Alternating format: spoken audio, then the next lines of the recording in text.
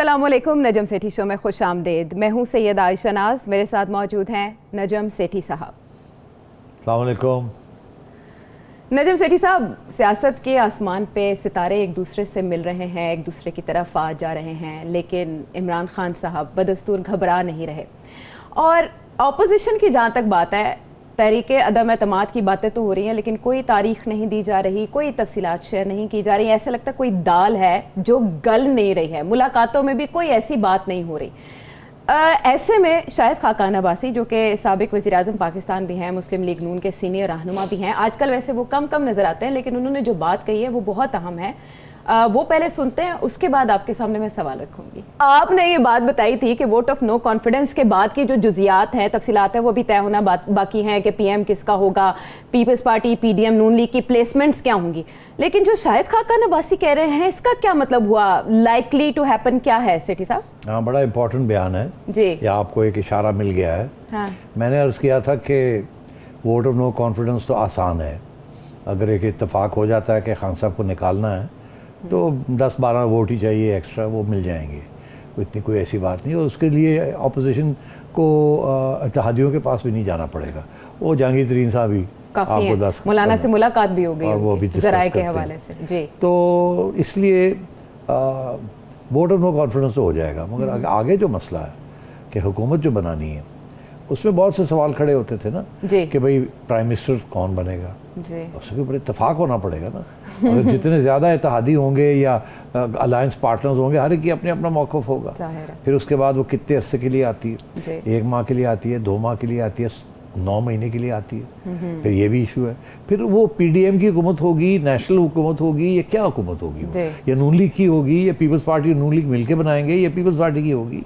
ये सारे सवाल खड़े हो जाते हैं। तो ये इतने आसान नहीं है इन सवालों के जवाब मिलना, और फिर इनका सबके इकट्ठा बैठ के। तो मेरा ये मौक़िफ़ था कि फिर कोई रास्ते ढूंढने पड़ेंगे कि ये ना हो कि वोट ऑफ नो कॉन्फिडेंस हो जाए और उसके बाद इत्तेफाक ना हो पाए और अगली हुकूमत जो है वो ना बन पाए, या वो बनती है तो कैसी बनेगी। अब शायद खाकान अब्बासी साहब ने आज इशारा एक बड़ा दिलचस्प किया है। उन्होंने कहा कि अगर वो नहीं बनती, अगर वो नहीं बनती तो फिर क्या होगा? फिर यही होगा, कहते हैं कि ना कोई लीडर ऑफ द हाउस होगा और ना कोई लीडर ऑफ द ऑपोजिशन होगा। उसकी वजह कि लीडर ऑफ द हाउस जो है वो तो फारग हो गया होगा। आपने तो एक नया लीडर ऑफ द हाउस बनाना है। उससे पहले आपने इत्तेफाक करना है कि जी कैसा लीडर ऑफ द हाउस, कोई leader of the house prime minister होता है पार्लियामेंट नेशनल असेंबली में। तो अगर लीडर ऑफ द हाउस ही नहीं है, क्योंकि इत्तेफाक नहीं है, किसको वोट ऑफ कॉन्फिडेंस देना है, तो फिर आगे क्या होगा?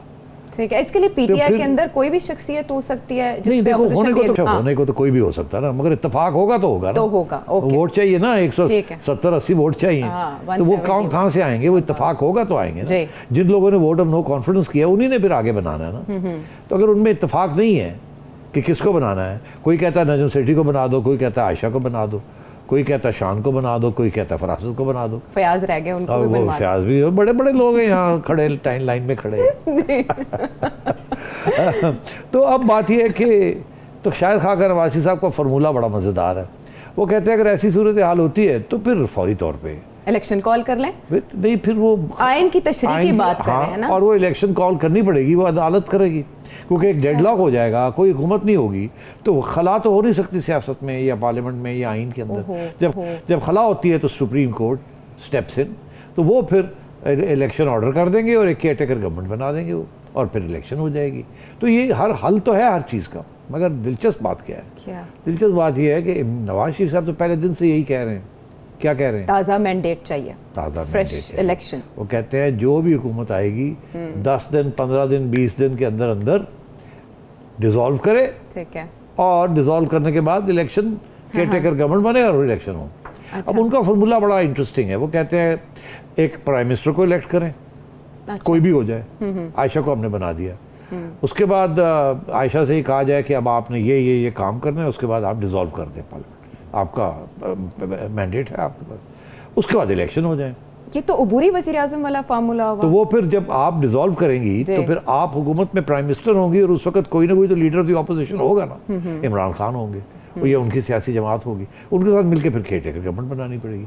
तो नवाज शरीफ साहब का तो फार्मूला ये है कि फौरी तौर पर इलेक्शन हो, और अगर इत्तेफाक नहीं होता इत्तेफाक नहीं होता तो फिर फौरी इलेक्शन हो जाएगी। अच्छा, ये शायद खाकान नवाज सब कह रहे हैं। तो मेरा ये ख्याल है, आज आपको इशारा मिल गया है कि जो भी होगा, अगर वोट ऑफ नो कॉन्फिडेंस होता है तो फिर इलेक्शन फौरी ही करानी पड़ेगी, क्योंकि अगर इत्तेफाक नहीं होता तो आइन के मुताबिक करानी पड़ेगी, और अगर इत्तेफाक होता है तो इसी पे इत्तेफाक होगा कि करानी है। ठीक है ना? ठीक है। तो इसलिए मैं ये समझता हूँ कि शायद खाकान अब्बासी साहब ने आज एंडोर्स कर दी है वो बात जो कि नवाज शरीफ साहब के जहन में है, जिसके ऊपर कुछ लेन देन हो रही थी, मगर सबको इस बात का एहसास है कि अगर वोट ऑफ नो कॉन्फिडेंस हो जाता है तो फिर अगली इलेक्शन 7-8 महीने वाली नहीं हो सकती। हाँ, अगर नवाज शरीफ साहब मान जाएँ तो फिर हो सकती है, फिर तो जब मर्जी, अब जब मर्जी करा लें, बिकॉज मेजॉरिटी उनकी है ना। तो फिर नवाज शरीफ साहब अगर मानते हैं जी 8 महीने में होनी है तो शहबाज शरीफ साहब को बना देंगे, अगर वो कहते हैं कि 15 दिन में होनी है तो शायद खाकान अब्बासी बन जाए या कोई और बन जाए, या हो सकता है पीपल्स पार्टी का कोई बन जाए, बिलावल खुर्शीद शाह, ये नाम आपने बताए थे। कि किसी के ऊपर एतमाद नहीं होगा। अच्छा, तो ज़्यादा चांसेस यही हैं कि फिर एक खला पैदा हो जाएगी और बात सुप्रीम कोर्ट जाएगी, और बात सुप्रीम कोर्ट फैसला ठा करके, वो तो और कोई चॉइस नहीं है, वो कहेगा जी ठीक है सब घर जाइए, ख़त्म होगी, और अब हम केयर टेकर गवर्नमेंट, हम सुप्रीम कोर्ट सेटअप कर रहा है, सुप्रीम कोर्ट सेटअप करेगी। हाँ, इसमें वक्त लगेगा? नहीं, वक्त नहीं लगेगा, इत्तेफाक की राय भी तो 10-15 दिन में हो जाएगा, उसी वक्त supreme court will step in and solve this issue. देखिए, अगर पार्लियामेंट डेडलॉक हो जाती है और कोई गवर्नमेंट नहीं आती तो ये तो नहीं हो सकता मैं गवर्नमेंट ही कोई नहीं, तो फिर वो कोई रेफरेंस आएगा, कोई ना कोई पार्लियामेंटेरियन उठ के सुप्रीम कोर्ट के पास जाएगा और कहेगा हमारे यहाँ डेडलॉक हुआ हुआ है, गवर्नमेंट कोई नहीं है, तो अब हम क्या करें? तो सुप्रीम कोर्ट कहेगा हम डिसॉल्व करते हैं। अच्छा, आप लोग अगर खुद नहीं कर सकते तो हम कर देते हैं। हाँ, तो करके तो आगे इलेक्शन हो जाएगी। तो अब बात यह है कि ये तो बात तय हो गई, अब रह गई बात कि क्या ये रास्ता इख्तियार करना है या इत्तेफाक के साथ आगे बढ़ना है। इत्तेफाक के साथ अगर आगे बढ़ेंगे तो शायद हम महीना लग जाए, 15 दिन लग जाए, 2 महीने लग जाएं, और इत्तेफाक फिर हो भी जाए कि अभी प्राइम मिनिस्टर किसने बनना है किसने नहीं बनना। ये शायद बातें अभी तक तय नहीं हुई हैं, मगर अगर ये तय नहीं होंगी तो फिर इसका यही मतलब है कि ये शायद खाकान अब्बासी साहब जो रास्ता बता रहे हैं फिर यही रास्ता इख्तियार होगा। तो ये इसलिए इनकी बात पे बड़ा वज़न देना चाहिए, बड़ा वज़न देना चाहिए, और आपने उसको एक्सप्लेन भी करके रख दिया। लेकिन आज सुर्ख गुलाबों का दिन, और इस दिन एक पेज भी मिले एक दूसरे से, और दूसरी तरफ मुने सिलाही वज़ीर-ए-आज़म से मुखातिब हुए, बाछें बड़ी खिली वहाँ पर, और उन्होंने कहा कि तसल्ली रखें, हम आपके साथ ही रहेंगे, और इमरान खान साहब ने भी भरपूर एतमाद का इजहार किया। ज़रा देखते हैं बॉडी लैंग्वेज, फिर इस पर बात करते हैं जी। लेकिन जो घबराए हुए हैं ना, उनको अब चौधरी साहब की सेहत का ख्याल आ गया। जो घबराए हुए हैं वो आजकल 20-20 साल पुरानी अपने जो वर्कर्स की, अपने जो MPs MNAs की फौतगियाँ उधर भी जा रहे हैं आजकल, उनको याद आ गई हैं, तो इसलिए वो घबराए हुए हैं। हमारा इस वक्त आपके ऊपर, आपकी फैमिली के ऊपर पूरा इत्मीनान है। एक सर मेरी आपसे गुजारिश है, आजकल ये सियासी माहौल कुछ अजीब सा बना हुआ है, पर इसमें कोई ऐसी चीज़ नहीं है, ये तमाशा चल रहा है, जो भी बातें हो रही हैं, सियासी लोग हैं हम, हमारा काम है लोगों को मिलना, कोई घर आए उसको वेलकम करना। लेकिन इसमें जो सबसे इम्पोर्टेंट चीज़ है ना जी, जो समझने वाली है सर, वो ये है कि सियासी लोग तल्लुकात बनाते हैं और तल्लुकात निभाते हैं। जिस तरह हमारा जनाब से एक तल्लुक बना है और वो हमने निभाने के लिए बनाया है। तो मेरी आपसे गुजारिश है कि आप PTI वालों को एक दफ़ा ज़रा तगड़े तरीके से कह दें, घबराना नहीं। मुने सिलाही वज़ीर-ए-आज़म को कह रहे हैं खातिर जमा रखें, वजाहत दे रहे हैं, तसल्ली दे रहे हैं, क्या कर रहे हैं? नहीं, वो देखिए ना कि इसके बारे में मैंने एक कुछ बात कही थी, पता नहीं आपके पास है मैंने सोचा कि पहले आप तबसरा कर ले फिर हम चलाएं, लेकिन अब आप कह रहे हैं तो पहले आपने जो कहा था बात वो सुना दें, फिर मैं तबसरा करता हूँ जी। और चौधरी साहब जो हैं अपने परवेज इलाही साहब मास्टर तो फिनेस करना, खेलना, पोकर फेस, और देखिए कितनी रिलैक्स लग रहे हैं आजकल। आमतौर पे वो टेंस लगते हैं जब खान साहब आते जाते हैं, इतने रिलैक्स लग रहे हैं कि हम साड़ी वारी आ रही है, बार्गेनिंग पावर ज्यादा हो रही है। जी सेठी साहब जनाब, एक पेज पे मैं सिर्फ ये कहूँगा कि खान साहब ने डिलिबरेटली, इमरान खान साहब ने मुनीस की तरफ इशारा किया था कि ये लोग आ रहे हैं जा रहे हैं, मगर साथ ये भी कहा हमें पूरा एतमाद है अपने आपके खानदान पे। ठीक है, अच्छा। उधर से आगे से जवाब ये आया कि देखिए हम सबको मिलते हैं, मगर हम इकट्ठे भी होते हैं पर निभाते भी हैं। और आगे से ये भी कहा कि आप अपने दोस्तों को कहें कि घबराना नहीं, मतलब हम आपके साथ हैं। PTI वाला जो बात तारीख़ हमें ये बताती है कि सियासतदान एक दूसरे को मिलते भी हैं, एक हद तक निभाते भी हैं, और जब उनके मफाद में निभाना ना हो तो ऐसे यू टर्न लेते हैं जैसे कि आप कल आई नहीं थी या आने वाली नहीं है। और यू टर्न लेने में तो खान साहब खुद माहिर हैं, उन्हें पता है कि कैसे नई चीज़ें निभाई जाती। तो इसलिए चौधरी साहब भी जो हैं उस वक्त तक ये निभाएंगे जब तक निभाने की ज़रूरत है, और जब निभाने की ज़रूरत नहीं होगी, इनके मफाद में नहीं होगी, तो फिर अल्लाह खैर सल्लल्लाहु अस्सलाम वालेकुम अलविदा काफिला। तो खान साहब को भी पता है इस बात का, मुनिस लाई को भी पता है, चौधरी परवेज़ लाई को भी पता है, और चौधरी शुजात को भी पता है इस बात का। तो मेरा ख्याल है आपको छुपी हुई बात तो है नहीं। चौधरी साहब मज़े ले रहे हैं जी। तो वो जैसे आपने देखा BAP वाले उधर बलूचिस्तान वाले जो हैं अवामी पार्टी जो है वो भी आजकल इन है, वो भी अपने पर जो है हवा कर रहे हैं, MQM पर उछाल रही है। वो GDA वाले भी आगे मिल गए, शहबाज शरीफ साहब को मिल गए। हाँ, तो मौलाना से जहांगीर तरीन साहब, और जहांगीर तरीन साहब आप बता रहे हैं कि जहांगीर तरीन साहब की भी मुलाकात, मैं नहीं बता रही सेठी साहब, आपको भी पता होगा। मैंने तो खैर आपको पता नहीं क्लिप है कि नहीं, मैंने आपसे कहा था कि जहांगीर तरीन साहब की भी मुलाकात होगी, तो मैं प्रोड्यूसर साहब को कहूँगी ऐड कर दें, वो अगर है तो ऐड करवा दें। जहांगीर तरीन साहब की तरफ तवज्जो रखिए, चौधरी साहब की तरफ अपनी एक हद तक ठीक है, मगर असली बात जो है वो जो चाबी है वो जहांगीर तरीन के पास। हाँ, वो बार बार कह रहे हैं कि अभी मौसम जो है वो क्लियर होने में वक्त लगेगा, फिर पता चलेगा तैयारा कहाँ लैंड करता है। और जहांगीर तरीन साहब तो काफी अरसे से मौसम को तब्दील करने की कोशिश कर रहे हैं इसलिए चुप करके बैठे हैं, तपस्या कर रहे हैं। हमें तो लंदन के चक्कर नहीं लग रहे थे ना। प्रोग्राम के स्टार्ट में आपने कहा कि इत्तेहादियों की भी जरूरत नहीं रहेगी, जहांगीर तरीन साहब मैं अभी कह रहा हूँ आपको कि इत्तेहादियों की क्या जरूरत है, जब जहांगीर तरीन साहब 20 लोग ले आएंगे तो उनके 182 है ना जी, तो उन 20 निकल गए तो इनके 182 हो जाएंगे, उनके 160 एक 8 बाट हो जाएंगे, तो फारग हो गए। तो ये तो जहांगीर तरीन के ऊपर गेम खेली जाएगी, ये चौधरी परवेज़ इलाही के ऊपर गेम नहीं खेली जाएगी, ये GDA के ऊपर गेम नहीं खेली जाएगी। बट सबका वजन किया जा रहा है कि कौन वो सिर्फ पलड़े में कैसे है, वो सिर्फ उस सूरत में कि अगर जहांगीर तरीन की गेम नहीं खेली जाती, उसमें प्रॉब्लम क्या हो सकती है? हाँ, उसमें 2-3 इलीगल किस्म के प्रॉब्लम्स हो सकते हैं। क्या? ये देखिए ना, एक तो ये कि अगर इस किस्म की सिचुएशन में जहांगीर तरीन साहब के लोग जो हैं, जो कि PTI के लोग हैं इस वक्त उसके अंदर शामिल हैं, इंडिपेंडेंट्स नहीं हैं, वो अगर छोड़ के और वोट दूसरी तरफ डाल देते हैं तो उनके खिलाफ फिर रेफरेंस मूव होता है कि जी इनको डिस्क्वालीफाई किया जाए, ठीक है।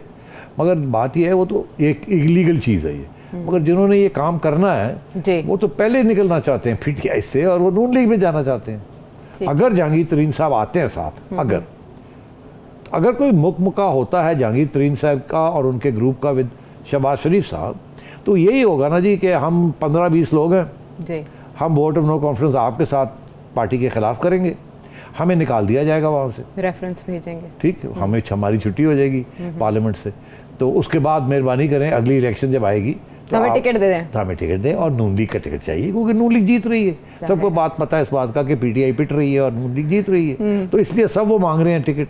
और अगर शहबाज शरीफ साहब उनको गारंटी दे देते हैं तो फिर मसला हल हो गया। तो ये इस किस्म की चीज़ें हैं। अब देखना ये है कि किस किस्म का मुकमुका होता है बिटवीन जहांगीर तरीन साहब और शहबाज शरीफ साहब, या ये यहाँ बात चलती है और बात बन जाती है, तो फिर चौधरी साहब को भी पता लग जाएगा, GDA को भी पता लग जाएगा, MQM को भी पता लग जाएगा, BAP को भी पता लग जाएगा। क्या पता लगेगा कि जहांगीर तरीन के साथ मुकमुका हो गया है, हमारी जरूरत ही नहीं रही है। फिर क्या होगा? फिर भागे आएंगे शहबाज शरीफ के बाद सानू ही नाल ले लो, अच्छा, तो फिर वो 182-200 हो जाएंगे सही जनाब, फिर नहीं वो रहेंगे। जब उनको पता लग जाएगा कि हमारे बगैर ही काम तमाम हो रहा है तो भागे आएंगे, कहेंगे जी मुकमुका करो, दो सानू की दें दो। अच्छा, तो फिर शहबाज शरीफ साहब थोड़े से बगले में वो करेंगे कि अच्छा जी हम तो साढ़े को 200 बंदे हो गए ना, फिर वो नेगोशिएट होगी कि आपको क्या देना है, हमें तो आपकी ज़रूरत ही नहीं है, अच्छा चलो आते हैं तो आ जाएं ताकि ठीक ठाक शिकस्त हो। तो फिर वहाँ PTI वाले बेचारे रह जाएंगे कितने 130 के करीब, और ये सारे बाकी जो है 200 के करीब ये ले जाएंगे। तो फिर आने वाले दिनों का नक्शा भी थोड़ा बहुत वाज़ेह हो जाएगा ना सेठी साहब? फिर वाज़ेह हो जाएगा। एक बात तो बताएं, क्या जरदारी साहब इन दिनों में, इतने अहम दिनों में साहिब फराश क्यों हो गए? नहीं, जरदारी साहब की मुलाकात होनी थी JI के लीडर के साथ, सिराज साहब के साथ, तो वो बीमार हो गए हैं। जरदारी साहब by the way is not अच्छी सेहत नहीं रखते। अच्छा। पहले भी उनकी एक मुलाकात होनी थी शहबाज शरीफ साहब के साथ, तो वो उनकी तबीयत ख़राब हो गई शहबाज शरीफ साहब की। इस दफ़ा जरदारी साहब की तबीयत ख़राब हो गई है। अच्छा, मैं आपको 2 बातें बताऊँ। हमारी तारीख़, जिन लोगों ने तारीख़ पढ़ी, पहले ये होता था पुराने ज़माने में कि अगर कोई मुश्किल फ़ैसला आ जाता था ऑपोजिशन के लिए, आपस में कोई प्रॉब्लम हो जाती थी तो उठ के लोग लंदन चले जाते थे। क्यों? मैंने अपने सेहत का इलाज करना है। जैसे जहांगीर तरीन साहब अभी गए 2-3 बार। उस जमाने में वली खान साहब बड़े आते जाते थे। अच्छा। जब भी कोई ANP की बात होती थी ना, या NAP उस वक्त थी, तो खान साहब उठ के वो लंदन चले गए ताकि पीछे से मेरे से बात ही कोई ना करे। बात करेगा तो कोई लेन देन करनी पड़ जाएगी। इस वक्त हम थोड़ा चुप रहना चाहते हैं या अपनी पोजीशन नहीं दिखाना चाहते। तो उस ज़माने में लोग उठ के लंदन चले जाते थे। आजकल एक बड़ी दिलचस्प चीज़ शुरू हो गई कोविड की वजह से। आप हर एक को ये कह सकते हैं यार मैंने तो कोविड हो गया, मैं तो घर लम्हा पे हैं जी। और क्योंकि हो भी रहा था। अब किसको क्या पता कि कोविड हुआ है या सर में दर्द है या वैसे ही आपने सोचा कि मैंने मिलना नहीं किसी को। इससे बेहतर एक्सक्यूज़ ना अदालत अटेंड करनी ना हो तो आप कह देते कोविड हो गया, क्योंकि ये अब उस किस्म की बीमारी है कि सबको पता है कि अगर कोविड है तो ना आ सकते हैं ना जा सकते, ना मिलना चाहेंगे इनको। ठीक है, अवॉइड करने का बेहतरीन कोविड जब तक चलेगा तो ये एक एक्सक्यूज सियासतदानों के पास रहेगा। आजकल तो कुछ सहाफ़ी भी ऐसे करते हैं। मैंने भी किसी को ना मिलना हो, मैं कह रहा यार तबीयत बड़ी ख़राब है, पता नहीं मैं कल टेस्ट कराऊंगा, अभी तो पता नहीं, मेरा ख्याल है कि कल कराना पड़ जाएगा, तो फिर मिलने की ज़रूरत नहीं होती। तो इसलिए क्योंकि आप जैसे लोग बड़े वो इन्क्विजिटिव है ना, दसो हो की रहे वो मैगी दसा की हो रहा है, तो मैं कहता हूँ जी बीमार हाँ, मैं फ़ोन नहीं चुकता पे आज। आधी बात बता देते हैं, आधी छुपा लेते हैं, तो क्या करें यार, सारी बात लोगों को बता दी तो फिर प्रोग्राम कौन देखेगा? सस्पेंस कहाँ जाएगा? हाँ, और फिर 4 रोटी पानी भी हमने कमानी है। कुछ बातें यहाँ के लिए भी तो रखनी है ना। हाँ, वक्त पर की गई बातें वो बाराबर साबित होंगी। जैसे जैसे वक्त आगे बढ़ता जा रहा है, इंटरेस्टिंग डेवलपमेंट्स हो रही हैं। तमाम सियासत में जो भी इस वक्त चल रहा है, कुछ को शक की निगाह से देखा जा रहा है, कुछ को दिलचस्पी की निगाह से। बहुत सी अहम बातें बाकी है, वापस आते हैं ब्रेक के बाद।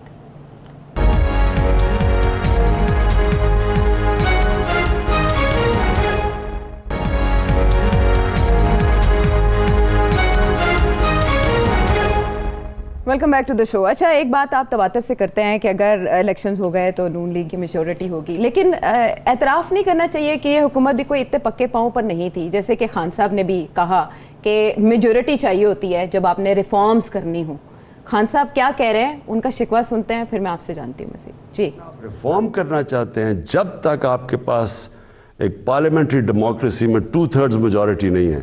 जो फंडामेंटल जो रिफॉर्म्स जो आपको करनी चाहिए, और इस मुल्क में बहुत रिफॉर्म्स की ज़रूरत है, वो बड़ा मुश्किल होता है करना। सेनेट में मेजॉरिटी नहीं है, उधर फंस जाता है जाके बिल। पहले तो बहुत ही मुश्किल था, बिल उधर यहाँ से असेंबली से पास भी करवाते थे, सेनेट में फंस जाता था। ये मसाइल तो जेन्युइन है जिनका जिक्र कर रहे हैं खान साहब। एक हद तक है, एक हद तक नहीं है। अच्छा। मैं एक्सप्लेन करता हूँ। इनका ये कहना है कि रिफॉर्म्स इनकलाबी होते हैं और वो उसके लिए 2/3 मेजॉरिटी चाहिए कानूनी तौर पे कि वो पास की जाए, क्योंकि आइन को अमेंड करना पड़ता है। सिर्फ कानून नहीं बनाना पड़ता, अमेंडमेंट करनी पड़ती है।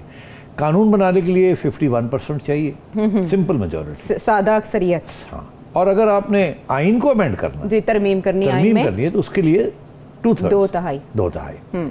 अब 2/3 तो छोटी आसान काम नहीं है ना। बिल्कुल ऐसे ही। तो उनका ये कहना है कि अगर अच्छे तकड़े रिफॉर्म्स करने हैं तो 2/3 मेजॉरिटी होनी चाहिए ताकि पार्लियामेंट के अंदर ठक करके पास कर लिया जाए। और जब नहीं होती तो फिर मुश्किल हो जाता है। वो उसकी मुश्किलात बता रहे हैं कि अगर कोई चाहे कि हम ये इनकलाबी किस्म के कोई रिफॉर्म्स करें तो, और मेजॉरिटी और 2/3 मेजॉरिटी नहीं है, तो बाकी पार्लियामेंट के जो लोग हैं रोक देंगे, वो आप नहीं कर सकेंगे। तो और ऊपर से वो ये भी कह रहे हैं कि फिर सेनेट के अंदर भी वो जाना पड़ता है, और सेनेट के अंदर भी अगर मेजॉरिटी नहीं है तो वो फिर वहाँ रुक जाता है, अगर यहाँ पास भी हो जाए तो वहाँ रुक जाता है। ये उनका कहना है। अच्छा, कानूनी तौर पे टेक्निकली स्पीकिंग तो सही कह रहे हैं, मगर एक्चुअली हकीकत में ये गलत है। कैसे गलत है? कैसे? आसिफ जरदारी साहब जब प्रेसिडेंट थे और पीपल्स पार्टी की गवर्नमेंट थी पिछली जी 5 साल जो गुजरे, 2008 से 2013, उसमें उनकी कितने सीट्स थी पार्लियामेंट में? 116। अच्छा, कितनी? 116। 116 मेजॉरिटी क्या, मेजॉरिटी के भी, हाँ मेजॉरिटी बुरे हाल थे। हाँ 170 चाहिए ना, मेजॉरिटी 70-72 चाहिए, तो उनके पास 116 थे। और उन्होंने 18वीं तरमीम जो है वो फारग कर दी, वो ले आए और वो 8th अमेंडमेंट जो थी उसको ख़त्म किया और एक पूरी तरमीम कर दी जिसके अंदर बहुत से पहलू हैं उस तरमीम के अंदर। तो कैसे कर दी 116 के साथ? उन्होंने क्या किया, उन्होंने सबको इकट्ठा किया, एक मुश्तरका राय बनाई, वो इश्यूज इकट्ठे किए जिसमें सबके इत्तेफाक था जी। जिसमें लड़ाई झगड़े थे उनको अलग कर दिया, उन्होंने कहा नहीं ये नहीं हो सकता। और जहाँ इत्तेफाक हो सकता था और सिंसेरिटी के साथ इत्तेफाक हो सकता था, ज़बरदस्ती नहीं, सबके मुश्तरका राय के मुताबिक वो इकट्ठा करके उन्होंने बिठाया सबको और सबकी राय ली कि जी यहाँ इत्तेफाक है, उनके जहाँ इत्तेफाक है वो चेंज कर देते हैं। इसलिए उन्होंने फिर एक ओवरवेलमिंग यूनानिमसली उन्होंने छोड़िए 2/3 उन्होंने सबको साथ लेके, इंक्लूडिंग उस वक्त जो इमरान खान साहब के भी 10-15 जो भी लोग थे उनको भी साथ लेके सारी की सारी उन्होंने तरमीम कर दी और 18वीं तरमीम जो है वो ले आए, जिसके अंदर डिवोल्यूशन ऑफ पावर हो गई और भी बहुत कुछ हुआ। बिल्कुल ऐसे। तो इसका ये मतलब है कि आपने अगर कोई रिफॉर्म करनी है तो उसके सबसे अहम बात यह है कि कंसेंसस होना चाहिए, क्योंकि सारी सियासी जमातें मुख्तलिफ ग्रुप्स को या सेक्शंस ऑफ सोसाइटी को रिप्रेजेंट करती हैं पार्लियामेंट के अंदर जी। अगर कोई ऐसी रिफॉर्म है जो कि लॉन्ग लास्टिंग करनी है आपने, ये नहीं कि इस दफ़ा किसी की 2/3 मेजॉरिटी उसने कर दिया, अगली आई उसकी 2/3 मेजॉरिटी उड़ा के रख दिया, नहीं। रिफॉर्म वो होती है आयशा जो कि फिर एक परमानेंट फीचर बन जाए। अगर आपने आज़ाद इंडिपेंडेंट कमीशन बनानी है तो रिफॉर्म ऐसी करें जिसमें सबका इत्तेफाक हो। अगर आपने नैब बनानी है तो रिफॉर्म ऐसी करें जिसके ऊपर सबका इत्तेफाक हो, ताकि अगली हुकूमत आके उसको तेज न करे। या सूरत हाल ये होती है कि इनका मतलब रिफॉर्म का ये रिफॉर्म नहीं है, इनका मतलब है कानून को अपने हक में तब्दील कर लेना और दूसरों के खिलाफ करना, इसको ये रिफॉर्म समझते हैं खान साहब, इमरान खान साहब। इसलिए इत्तेफाक नहीं होता। अभी छोटी सी चीज़ है नैब के ऊपर, हम सब कहते हैं कि नैब के ऊपर रिफॉर्म इत्तेफाक के साथ एक ऐसा इदारा बनाया जाए जो कि जेन्युइनली न्यूट्रल हो और इंडिपेंडेंट हो। बिल्कुल ऐसे। मगर खान साहब तो नहीं ये चाहते ना, खान साहब तो कुछ और चाह रहे थे जो कि उन्होंने करके दिखा दिया जी। इसीलिए खान साहब को ये कहना कि मैं बहुत कुछ करना चाहता हूँ मगर मेरे पास 2/3 मेजॉरिटी नहीं है, ये गलत बात है। अगर आज ये इत्तेफाक से बात करना चाहें तो बहुत सी चीज़ें इस मुल्क में हो सकती है। एक इंडिपेंडेंट आज़ाद नैब बन सकती है, एक इंडिपेंडेंट आज़ाद एंटी करप्शन लॉ बन सकती है, एक ट्रूथ रिकन्सिलिएशन कमीशन बन सकती है, एक इलेक्शन कमीशन बन सकती है, अदलिया के बारे में, इंडिपेंडेंस के बारे में, ये बहुत सी चीज़ें हो सकती हैं जिसके ऊपर सबका इत्तेफाक हो सकता है। सूरत हाल यहाँ ये आयशा कि खान साहब तो अपोजिशन को मानते ही नहीं है। इत्तेफाक किसके साथ? चोर डाकू कहते हैं ना, चोर डाकू, और चोर डाकुओं के साथ तो इत्तेफाक हो नहीं सकता। वो एक्चुअली एक फाशिस्ट अथॉरिटेरियन डिक्टेटरशिप कायम करना चाहते हैं, जिसकी वजह से उनको 2/3 मेजॉरिटी के जो मेरा दिल चाहे मैं कर दें, और शुक्र करें ऐसी नहीं है उनकी हालत। इंडिया के अंदर आपने देखा क्या हुआ, इंडिया के अंदर नरेंद्र मोदी ने 2/3 मेजॉरिटी ले ली और देखिए उन्होंने हाल क्या किया है। एक मेजॉरिटी, इसको कहते हैं मेजॉरिटेरियन रूल, कि 2/3 मेजॉरिटी है इसलिए जो मर्जी चाहे कर ले। और उन्होंने किस तरीके के साथ इंडिया का 70 साल सेक्युलर डेमोक्रेटिक सिस्टम को डिसमेंटल कर दिया है। कश्मीर के साथ जो किया उन्होंने, माइनॉरिटीज़ के साथ जो वो कर रहे हैं, ह्यूमन राइट्स के साथ वो जो कर रहे हैं, इसे फैशिज्म कहते हैं। खान साहब नरेंद्र मोदी को तो कहते हैं फैशिस्ट, कहते हैं ना, और ख़ुद वही फाशिस्ट खुद बनना चाहते हैं विद मेजॉरिटेरियन रूल।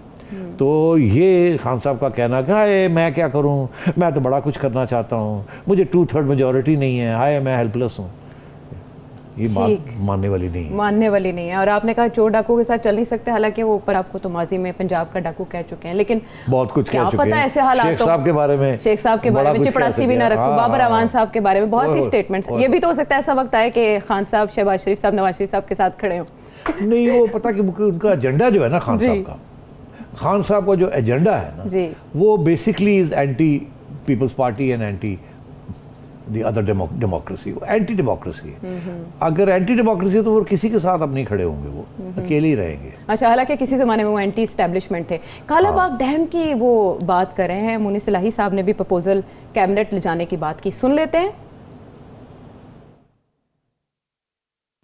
मुनीस इलाही साहब, आपने बात की कालाबाग डैम की, इस पर कोई शक नहीं कि पाकिस्तान को स्टोरेज की ज़रूरत है, और इस पर कोई शक ये भी नहीं कि वो बहुत अच्छी साइट पे है कालाबाग डैम, है तो मेरे हल्के में मियांवाली में। लेकिन सिर्फ हमें एक इशू है, हमारे सिंध के हमारे भाई हैं, उनको हमें जब तक हम उनको कन्विंस नहीं करेंगे, जो पाकिस्तान के ख़िलाफ़ कुव्वतें वहाँ काम कर रही हैं वो उनको इस्तेमाल करेंगी कि जी उनका पानी चोरी होगा। तो ये हमने पूरी कैंपेन करनी है, उनको साइंटिफिकली बताना होगा कि ये जब अगर कालाबाग डैम बनेगी तो उनको कोई नुकसान नहीं होगा बल्कि फ़ायदा होगा। ये कज़िया क्या है? चीन की भी मिसाल देते हैं, वहाँ कितने डैम्स बने, कालाबाग डैम गले की हड्डी क्यों है पाकिस्तान? यार ये तो आयशा पुराना मसला है, सबको पता है मसला क्या है। खान साहब सही कह रहे हैं, क्या? I have to agree with him. वो ये कह रहे हैं कि जब तक सिंध को मनाया नहीं जाएगा कि उनका पानी उनको मिलेगा, और इतना डिस्ट्रस्ट है between upper and lower riparian, ऊपर पंजाब है नीचे सिंध है, तो ये मसला हल नहीं होगा। बाय द वे ये मैं आपको बताऊं, ये आज की बात नहीं है, जमहूरी हुकूमतें आई हैं, पंजाबी हुकूमत आई है विद 2/3, नवाज शरीफ के पास 2/3 मेजॉरिटी थी 99 में, 97, 98, 99, वो भी नहीं बना सके। चाहते तो वो कर सकते थे ना, 2/3 मेजॉरिटी थी, मगर उनको पता था कि ये कंसेंसस नहीं है इसके ऊपर, ये इतना ख़तरनाक एरिया है कि अगर मैंने किया, हालांकि वो भी ये समझते थे कि ये बनाना चाहिए, जैसे इमरान खान समझता है ये बनाना चाहिए, और भी बड़े लोग हैं जो समझते हैं कि सिंध की जो खदशात हैं वो बुनियाद नहीं है उनमें, उनको समझाए, मगर सिंध सुनने के लिए तैयार नहीं। इतना प्रोपेगेंडा हो चुका है अच्छा। कि वो अब सुनने के लिए तैयार नहीं है, और जिस किस्म के वो सेफ गार्ड्स मांग रहे हैं उस वहाँ तक बात ही नहीं गई अभी तक। मगर सिर्फ ये सिंध की बात नहीं है, ये KP की भी बात है, बलूचिस्तान के भी इस पर एतराज़ है, तीनों प्रोविंसेस के मसले हैं, और अभी तक इतनी हुकूमतें आई हैं, इंक्लूडिंग अथॉरिटेरियन। मुशर्रफ भी आया था ना, वो भी चाहता था, उसने भी शुरू की थी ये डिबेट, याद है? जी जी बिल्कुल। मुशर्रफ ने आते सार कालाबाग डैम की डिबेट शुरू की, यहाँ तक कि मैं बताऊं कि पीपल्स पार्टी ने, मोहतरमा की गवर्नमेंट जब थी, उन्होंने भी कोशिश की, वो सिंध की हुकूमत की रिप्रेजेंटेटिव थी, उन्होंने भी वापडा चेयरमैन और इन लोगों को इकट्ठा करके कहा जाओ जाके बनाओ उनको, मेरे लोगों को बनाओ, नहीं बना सके। वहाँ की जो ब्यूरोक्रेसी थी और जो बाकी वो कहते हैं हम कर ही नहीं सकते। तो इस किस्म की मसले हैं, तो इसलिए कालाबाग डैम की तरफ अब बात भी कोई नहीं करता, क्योंकि जो बात करता है उसको इल्ज़ाम उस पर लग जाता है आप पंजाबी शोविनिस्ट हैं और आप सिंध के ख़िलाफ़ हैं, and so on and so fourth. तो इसलिए इमरान खान साहब जो बात कह रहे हैं सही है, सिर्फ उसमें प्रॉब्लम ये है कि ये मनाने वाली बात अब पीछे रह गई है, अब ये मानने के लिए कोई तैयार नहीं है। ये मैं समझता हूँ अगर सिंध का कोई प्राइम मिनिस्टर आए और तगड़ा प्राइम मिनिस्टर हो, जिसको पता हो कि मैंने अपने लोगों को समझाना है और मैं करना है, और पाकिस्तान के लिए ये वो कर जाए, मोहतरमा तो नहीं कर सकी, मैं ये आपको बताऊं। और स्पाई का लीडर कोई और जो पंजाबी लीडर्स आए हैं वो भी नहीं कर सके, और जो फौजी लीडर आए हैं वो भी नहीं कर सके। यानी सभी तीर तो आजमा लिए हैं, तो इस मामले को हम समझ रहे हैं कि ये तकरीबन गले की हड्डी ही है, ना निगली जाए ना उगली जाए। बहरहाल हम वापस आते हैं, मजीद बात करेंगे।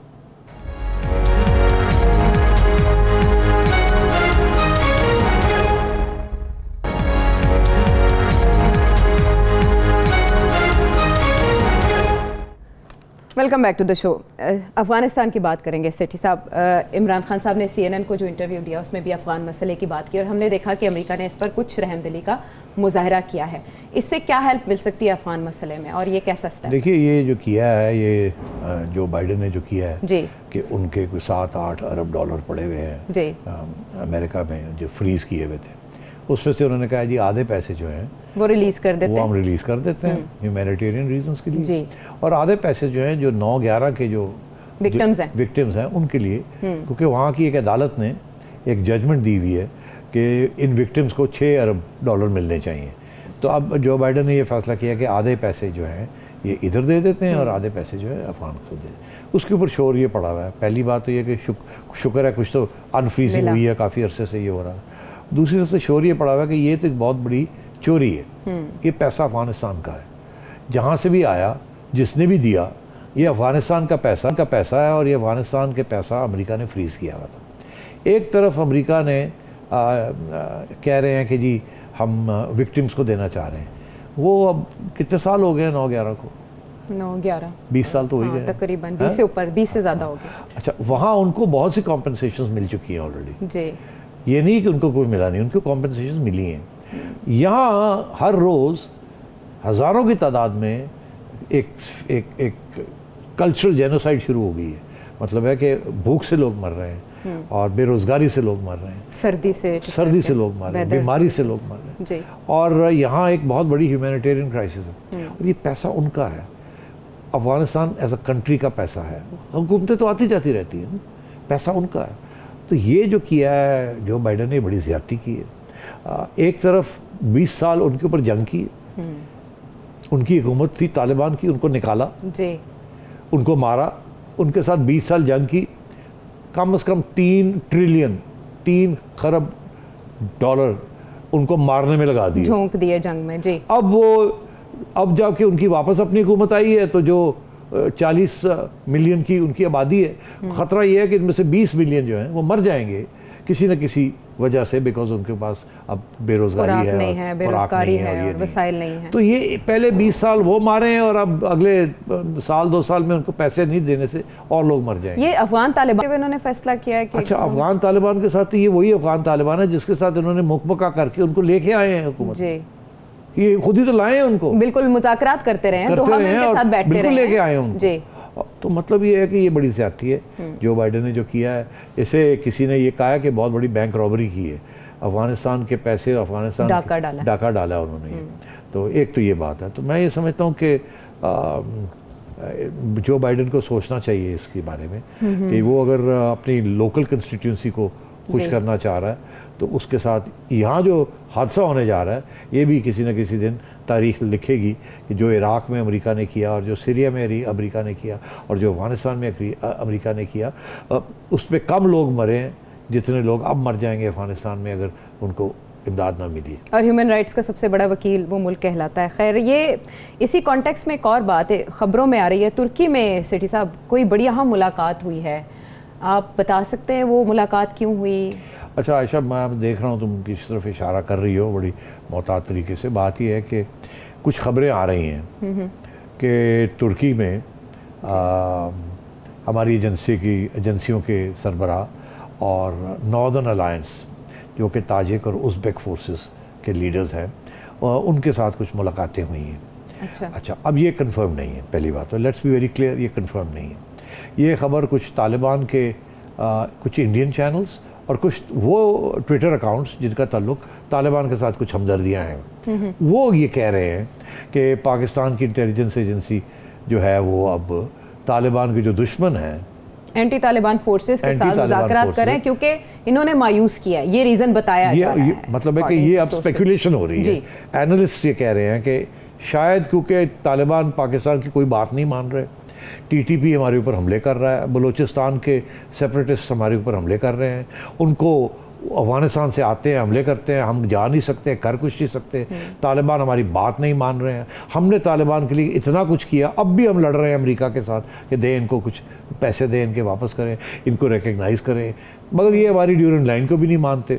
नक्शे शाया होने शुरू हो गए हैं। हुकूमत तो उनकी तालिबान की हुकूमत तो नहीं करेगी मगर उनके सिंपथाइजर्स जो हैं इस किस्म के नक्शे शाया कर रहे हैं, शायद वो आप दिखा भी सकें। बिल्कुल ऐसे स्क्रीन पर चल रहे हैं। हाँ, जिसमें जनाब सारा अफगानिस्तान जो है उसको पाकिस्तान भी हज़म कर लिया उसने, और इस किस्म की चीज़ें हो रही हैं। तो अब ये लॉजिकल है कि अगर ऐसी सूरत हाल है और तालिबान बिल्कुल एक दिन ब दिन हॉस्टाइल फोर्स बनते जा रहे हैं, पाकिस्तान के हामी नहीं रहे, उनके अब एक ऐसी स्टेज आ रही है कि शायद प्रॉब्लम बन रहा है पाकिस्तान के लिए, तो फिर पाकिस्तान को, जो कि पहले दिन से पाकिस्तान कह रहा है कि ऑल इंक्लूसिव गवर्नमेंट होनी चाहिए जी, याद है सबका डिमांड यही थी कि सिर्फ तालिबान की हुकूमत नहीं चलेगी जी, ये सब मुश्तरका तौर पे उनके पास तो 2/3 मेजॉरिटी भी और सबकी शमूलियत होनी चाहिए। तो अब तालिबान ने शमूलियत नहीं की, वादा करते रहे हैं कि करेंगे मगर की नहीं।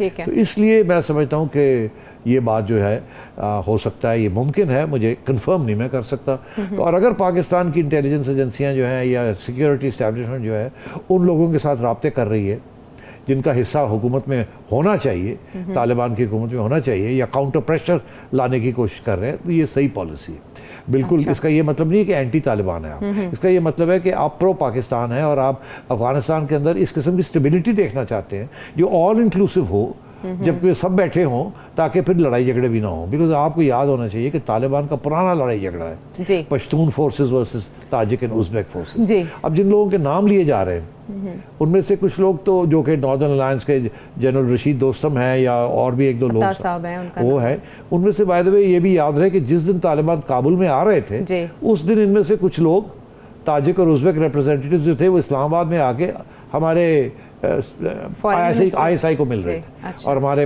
लोगों को यहाँ मिल रहे थे। हाँ, तो ये तो तल्लुकात तो पुराने हैं और होने भी चाहिए, बिकॉज पाकिस्तान को अपने इंटरेस्ट को प्रोटेक्ट करना है और वो इंटरेस्ट यही है कि अफगानिस्तान जो है वो स्टेबल हो, इंक्लूसिव गवर्नमेंट हो, सबको इसमें इंक्लूड किया जाए और तालिबान और जो एक्सट्रीमिस्ट फोर्सेस हैं उनको ख़त्म किया जाए वहाँ, जो कि अभी नहीं हो रहा। तो अगर हमारी ये कोशिश हो रही है कि किसी तरीके के साथ उनको भी लाया जाए और तालिबान को भी समझाया जाए और उनको भी लाया जाए कि भाई आओ बात कर लो, ज़रूरी नहीं जो कि आप पूरा मांगते हो ना मिले, कुछ तो बात करें, कोई आप हुकूमत में आए, तो ये अच्छा कदम है। ठीक है, पैरेलल एफर्ट्स हैं पाकिस्तान की ताकि खित्ते में स्टेबिलिटी आ सके। अब आपका सवाल शामिल करेंगे, आप क्या जानना चाहते हैं? अस्सलाम वालेकुम नजम सेठी साहब, मेरा नाम फाजिया रफ़ीक है, मैं रावलपिंडी से आपको कॉल कर रही हूँ। मेरा आपसे ये सवाल है कि जिस तरह इससे पहली हुकूमतों में अदालतों के ज़रिए यूसुफ रज़ा गिलानी और फिर नवाज शरीफ को नाअहल करार दिया, और इसी तरह इमरान खान के ख़िलाफ़ भी तो केस हैं, उन्हें क्यों नहीं किसी केस में नाअहल करार देते? ये सारा कुछ अपोजिशन के ऊपर डाला है कि वो अदम एतमाद लाए और फिर उस पर इल्ज़ाम लगे कि वो जोड़ तोड़ कर रहे हैं। तो इस्टेब्लिशमेंट अगर इतनी न्यूट्रल है तो फिर इसका ये लिटमस टेस्ट क्यों ना हो जाए? देखिए क्या हमें क्या पता, शायद ऐसे ही हो जाए। अभी तो ये नो कॉन्फिडेंस चल रहा है ना, अभी पता नहीं होगा नहीं होगा। हो सकता है कोई ऐसी सिचुएशन हो कि कोई केस निकल आए खान साहब के खिलाफ। फॉरेन फंडिंग की 1 मार्च को समात है। अब फॉरेन फंडिंग की 1 मार्च को बात है, उसके हफ्ते 10 दिन के अंदर मेरा ख्याल वो आखिरी जी, उन्होंने कहा फाइनल आर्ग्यूमेंट्स आप दे दें। अब वो फाइनल आर्ग्यूमेंट्स हो जाएंगी, उसके बाद लिखी हुई बात है। इतनी एविडेंस है खान साहब के खिलाफ कि आप यकीन नहीं कर सकते। जब वो सारी एविडेंस बाहर आएगी ना तो हिल जाएंगे सारे लोग। और ऐन मुमकिन है कि ये नो कॉन्फिडेंस जो है ये अपनी जगह पे चलता रहे, शायद इसको और भी हवा मिल जाए। जबकि वो सारा खान साहब के बारे में और उनकी करप्शन के बारे में बातें आएंगी तो ऐन मुमकिन है कि या नो कॉन्फ्रेंस के जरिए छुट्टी हो जाए या फिर केस अदालत में, क्योंकि इलेक्शन कमीशन तो यही कहेगी ना। आयशा क्या कहेगी?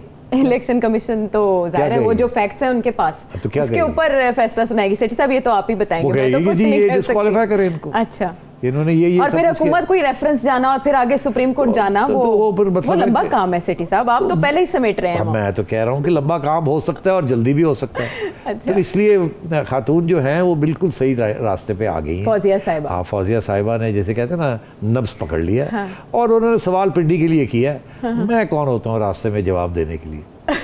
Very interesting. प्लेयर्स कैसे कैसे पोजीशन ले रहे हैं सेठी साहब हमें समझा रहे हैं। इसके अलावा अगर आप कुछ जानना चाहें तो इस नंबर पे वीडियो मैसेज के जरिए सवाल भेजिए। अगले प्रोग्राम तक के लिए इजाज़त दीजिए।